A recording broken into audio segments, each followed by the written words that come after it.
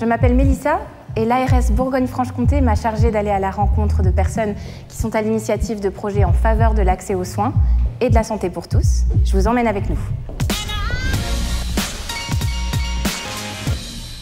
Je termine ce road trip à Dijon. Bertrand Daniel, de l'unité territoriale santé-environnement de la Côte d'Or, m'attend au siège de l'ARS pour un dernier sujet, et non des moindres, celui de la lutte contre le moustique tigre. C'est parti. Bertrand Daniel, je suis ingénieur d'études sanitaires et je travaille donc à l'unité territoriale santé-environnement de Côte d'Or. Alors, pourquoi est-ce qu'on lutte contre le moustique tigre en Bourgogne-Franche-Comté ?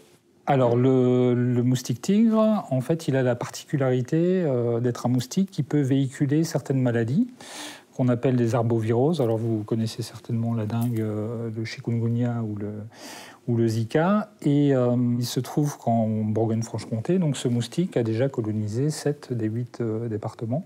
Est-ce que vous pouvez m'expliquer un peu plus concrètement comment on intervient sur le terrain pour éviter la propagation des virus qui sont en lien avec le moustique tigre ? En fait, l'idée, c'est d'outiller les collectivités pour qu'elles soient en capacité de porter des messages de prévention en population générale, mais aussi qu'elles soient en capacité de mettre en place des actions de lutte contre le moustique.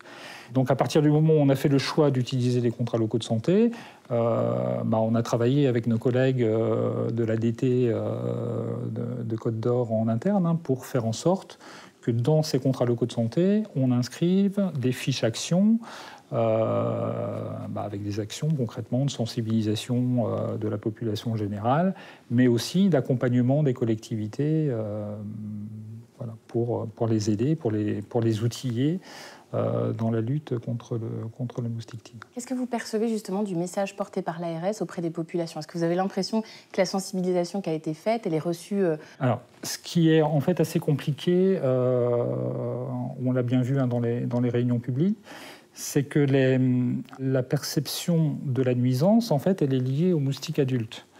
Et la difficulté, c'est que tous les messages de prévention, à juste titre, sont ciblés en fait sur un stade bien particulier du développement du moustique, qui est le stade larvaire.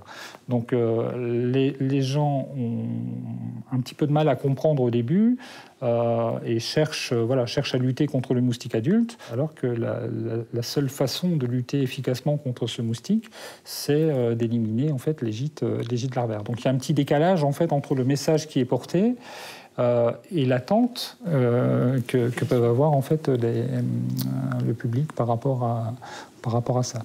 Mon voyage aux quatre coins de la région touche à sa fin. Si je devais trouver un marqueur commun à toutes ces rencontres, ce serait bien l'engagement. Quel que soit le lieu et le projet, l'engagement en faveur de la santé des habitants de Bourgogne-Franche-Comté reste le même. Et si toutes ces initiatives peuvent prendre vie, c'est bien grâce à toutes ces personnes.